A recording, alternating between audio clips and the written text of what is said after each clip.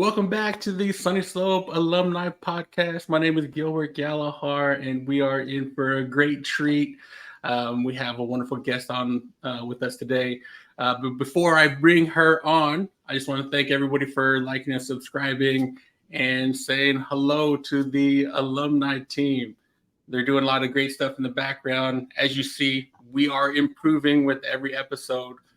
But forget about that. It's all about this lady right here. Hi. So tell everybody, who are you? All right. Well, my name is Jenn Lockhart, formerly Jenn Grover, class of 2004. Sweet. So if you can remember, what was it? Well, actually, what brought you to Sunnyslope? I live in the district. So my parents lived off of like 2nd Street in Northern, so right down the street. And so it was the school I was supposed to go to. What junior high did you come from? I went to Royal Palm for 7th and 8th grade. And I actually, in 7th grade, I did a couple weeks at Madison Meadows and then transferred to Royal Palm. Okay. I think we're the Pirates, right? Royal Palm Pirates. I honestly don't remember what Royal Palm was. So walk me through, what was high school life like to you? Well, okay, so for me, like, honestly, like, I think about it a lot, but I also, like, don't think about it that much, and, since being asked or, participating in this, I've been thinking about it more, and, like, high school for me, I remember, like, it being just a lot of fun, and, like, I loved high school, but at the same time, like, high school was also very hard in the sense that, like, I kind it's weird because, like, I felt like I was popular in high school, and, like, I had a lot of friends and participated in a lot of stuff and went to all the parties and played varsity soccer all 4 years of school, but, like, it was also really hard in the sense that, I was always just, like, trying to fit in and be accepted and liked by everybody, where so, like, behind the scenes, I don't think I was as happy as I acted in high school. But overall, like, I looking back, I loved the whole experience. Like, it was great, and I would go back. So you hit on it. I was gonna ask you, like, describe for us who Jenn Grover was back in the day. Yeah, so I mean from my perception, I think that I was popular and I think that people knew me and I think it started because like I had a really large chest.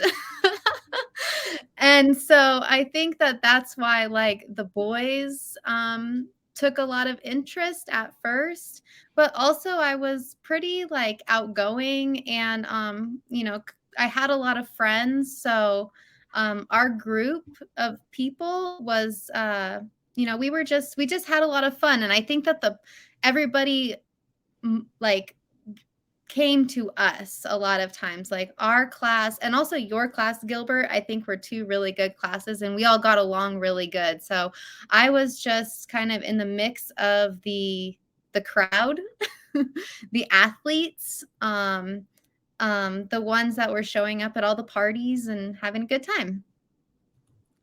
So who would you say like or you want to name drop some people from your crowd? Yeah, so my crowd was like, let me think, like Brittany Fain, Lauren Crosby, Robin Nasser, Stacy Moss, Katie Carringer. Those were some people. Haley Kiewit. That was Allison Post.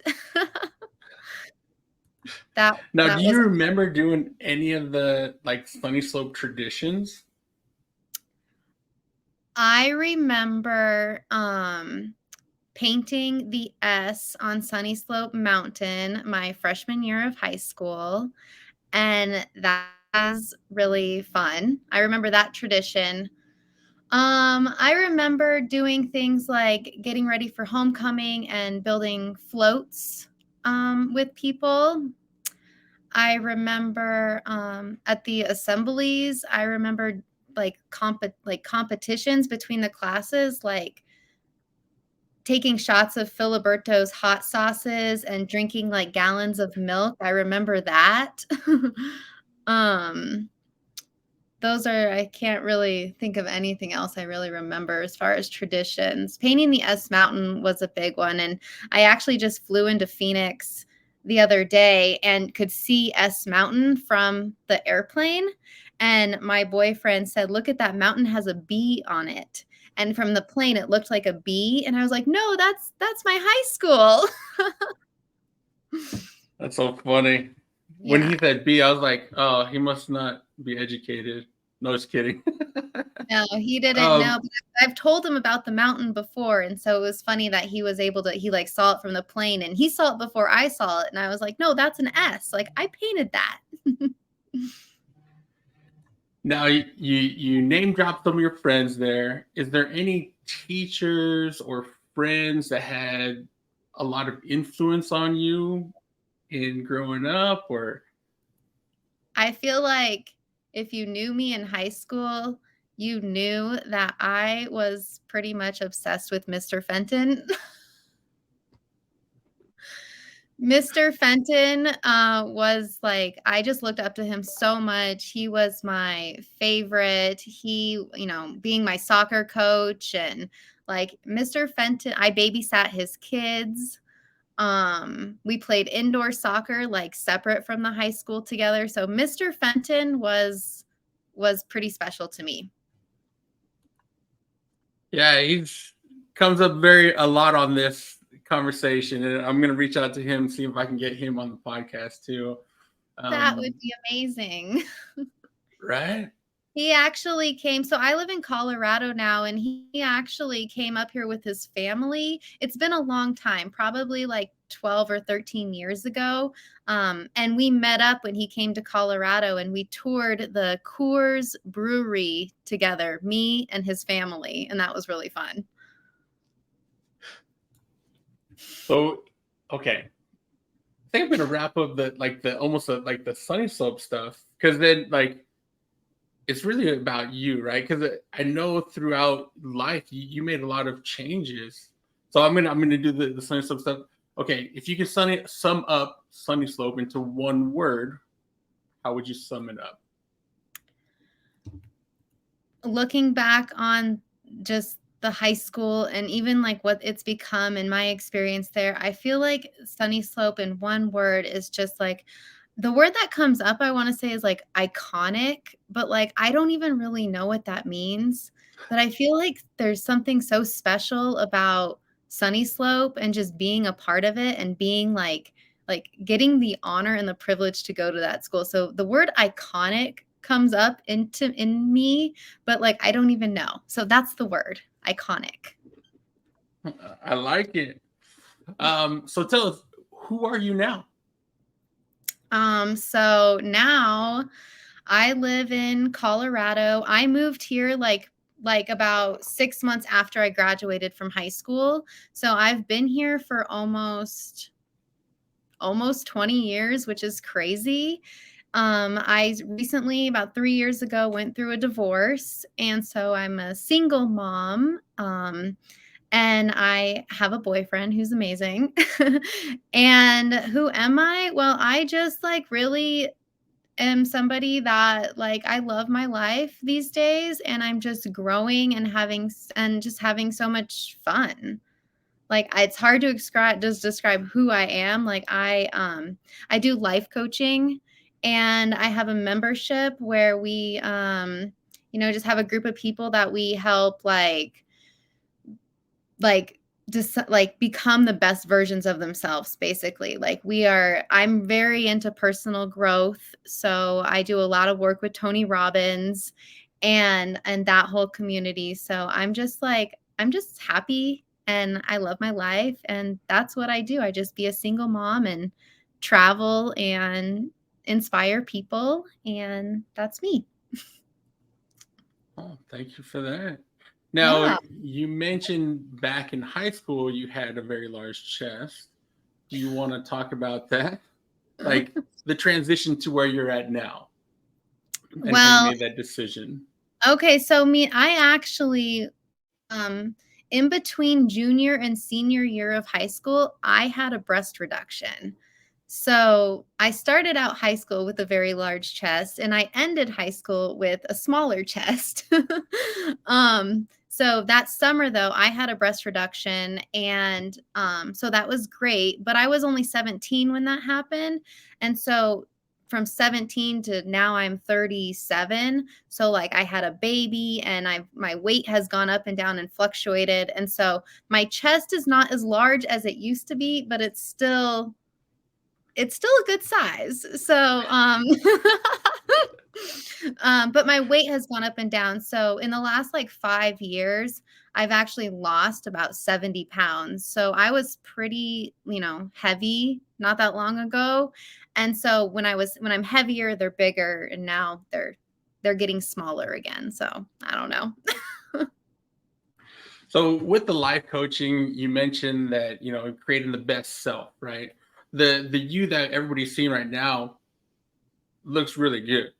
What is your advice to everybody to like as a starting point? I mean, okay, so I'll just share a little bit, like, just from high school. Like, in high school, I was like on the outside, I was,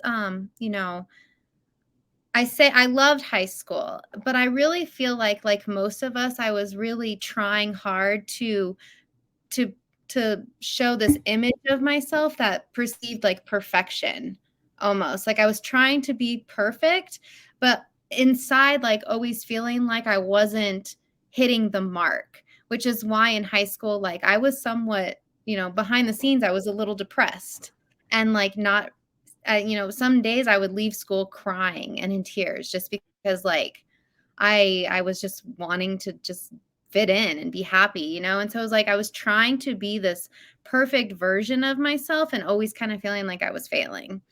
And I feel like as I grew up a little bit, and like from high school, like I had those feelings, but even as a young adult, like I still had those same feelings, but it just looked different because like I was getting married and having kids. And, so instead of trying to impress my peers and be accepted by my peers, then I was working, really hard to be accepted and impress, my mother-in-law and the neighbors and my friends, and like, work, and just trying to be this perfect version of myself, and always just kind of feeling like I was never good enough, and it created a lot of like stress and even depression as an adult. So I went like it was the same feelings, but it just like kind of looked different as I grew up a little bit. And so I spent a lot of time as a young adult, and even in high school, just like, in high school, drinking and trying to fit in, but also as an adult now, still using alcohol to, kind of numb the like pain I felt inside, where I'm like not feeling good enough. Right. And so I decided, about 8 years ago, that like I was done being, sick and tired of being sick and tired, right? And so that's when I got into like personal growth, and wanting, like I wanted to be happy. That was really the thing. And so I went on this journey of like becoming a different version of myself who was happy and loves her life and all these things. And in that during that journey, I was able to like quit drinking alcohol. And so I got sober like a little over 5 years ago, and like really just becoming very intentional about like, what do I want my life to look like? Right. Like now, cause like I've learned, we get to choose. Like the feelings that I had in high school, like are valid. And like, I'm glad that I had the experience of, the high school angst where like I was just kind of I was happy, but not happy. But it's like, but but so what I would say to like anybody is that, you know, no matter where you're at, and like no, like there's patterns that we go through life, and it kind of just shows up differently as we grow, but like however, like you get to decide what you want your life to look like, and it just takes getting really intentional. So I don't even remember what the original question was, but but I would just say, like, if you want your life to change, you have to change things in your life. No, you did great. Because I would, when you were speaking, in my mind, I was thinking, was there like an aha moment that came to you where you're like, something got to change? Because you said, being sick and tired, sick and tired. Is there a specific scenario that happened, or? I mean, there actually was a moment in time where um, my very first mentor he kept showing up in my life and showing up in my life. And one morning, I basically threw my hands up in the air at him and said, like, I don't know what I need to do, and I don't know what needs to change, but all I know is like this isn't working for me. So like help me, like whatever you have, I want to know, like, teach me the ways, basically. And what happened that morning was I was basically feeling like a rock bottom, where like I was just tired. Like I just done being sad. I was done drinking all the time. Like I just wanted to be happy. And that feeling, I mean, it was years of built up all the way from high school, this feeling of not being good enough. Like I want to be good enough. And so it felt like it was like a rock bottom moment where like the drinking was out of hand. I was a new mom at the time. I wanted to be better, and I had an opportunity, and I decided, you know what, I'm just going to throw my hands up in the air and trust the process, and it has worked out for me. That's so awesome. Because I know a lot of our community, they actually struggle with substance abuse. Um, I highly encourage anybody that is feeling that way to reach out to a professional. Um, Jen, you mentioned that you had a mentor. How did you find that mentor? Well, I mean, I was working as a waitress at a diner, and so he used to always just come in as a customer. But he became my mentor because he had the life that I wanted. He had been sober for like 30 years. He traveled all the time. He had a lot of money, a lot of friends. Like he was happy, and like he had what I wanted. And he would extend a hand all the time, like willing to like teach me how to do that, basically, how to live a life that I love. And I always, for 7 years, actually, I turned him down. I turned him down because of my own pride, my own ego. Like, oh no, I'm good. Just like, in high school, like, no, no, I'm good. We just pretend we're good. We pretend we're good. But that's what I mean is like, finally, I just threw my hands up in the air and said, you know what? I'm actually not good. Like, I need help. And if you're willing to help me, like, I'm ready to take it because I don't know what else to do. And honestly, for me, like when I decided to, get sober, like I actually never wanted or thought I was going to get sober. That's the one thing. It's like I never was like AA just wasn't a thing for me. Like I never thought I was going to get sober. Like what I wanted was I wanted to just be happy. Like I wanted to love my life. I wanted to enjoy and have fun, and I just really wanted to love my life and love myself. And that's the journey I went on. And the sobriety just happened to come because as you go on a journey of personal growth, that you are able along the way to realize what is preventing you from moving forward on that path. And so eventually it was like, you know what? Like I am starting to love myself and I actually feel happy. And now I don't even need the alcohol. Like I say that, alcohol isn't the problem. Alcohol is a solution to the problem. And so, for me, it was like I was using the alcohol to numb, but also to fit in and, all these things. But it was like I'm on this journey towards happiness and on this journey of like self-love and growth. And one morning I woke up and I was like, you know what? Like, I don't actually need the alcohol anymore because I have no, like, the pain of that I feel inside is going away, and like I don't really need to numb. Like, this is preventing me from the life that I truly say that I want. And so for that reason, like, I have to let it go. And so July 5th, 2018, like, that's my sober date. And the last night I drank was July 4th, but and that was it. And I've never gone back. And honestly, like, I don't have any desire to drink now. Like, when I help people through this is like, it's like, I do believe that, what works for some doesn't work for others. And I think AA is great, of course. And like, all these things are great. But like, the reason that I know that I've had so much success and why like people that I help with this have so much success, it's because like we don't focus on getting sober. We don't focus on like letting go of the alcohol. We focus on like becoming people that have zero desire to even drink. Like, we focus on becoming the best versions of ourselves.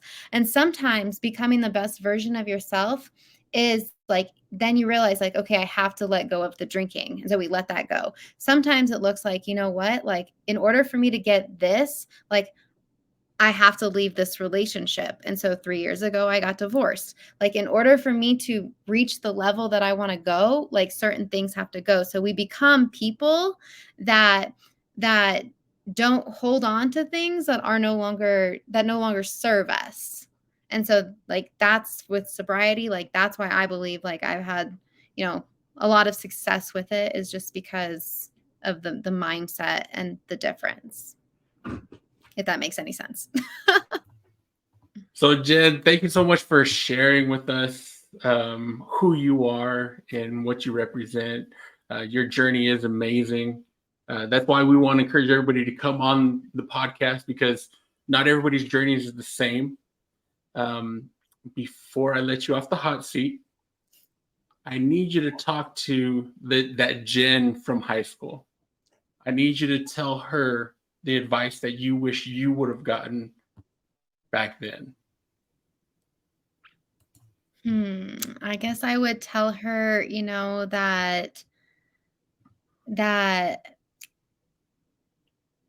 everything's going to be okay, and it's going to be fun, and you don't need to stress so much about things that don't really matter. Like, you are so good, and you are so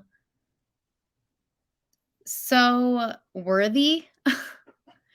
And to just do your best to enjoy the whole journey, because it goes by fast. And I'm gonna cry. And it's gonna be good. What a jerk, making people cry. No, that's why I actually stayed off the screen, because I was feeling that too. But I'm telling you, like, it's not one person that makes up Sunnyslope, but it's our community. And thank you for being there in our community. You are enough. That is the message for today. I hope everybody that, once again, if you are struggling with any kind of addictions or anything like that, there's help out there. It may seem that you're too far gone. You're not. You're enough. You can make it. Thank you, everybody, for coming on. Well, tuning in to today. Remember, Slope wins every day. Just continue to be yourself. And yeah, I hope you enjoyed this episode. Can I just say, Gilbert, Oh, yeah. that like, even in high school, like, you and your group were pretty like influential in my life as well. I mean, like, you guys, I don't like, first of all, I think this is amazing what you're doing. I think it's so cool. But you guys, like you and your whole group, the football team and all of you guys, like you guys were a very special class. And just the way that you guys showed up and the way you guys show up in life like today, it's just really inspiring. And how you guys, like, I see that a lot of you still keep in touch and y'all are friends, and it's just really cool to watch. And so I just remember being like such a big man on campus, and just so cool. So I'm just really happy to be a part of it, and this whole journey. And even though like I don't keep in touch with a lot of people still from high school, like everybody in high school, like from Sunnyslope, everyone has a special place in my heart, and like I just want nothing but the best for all of us. So Amen to that. Thanks for yeah, those kind words. Hang yeah. tight. Hang tight. Here's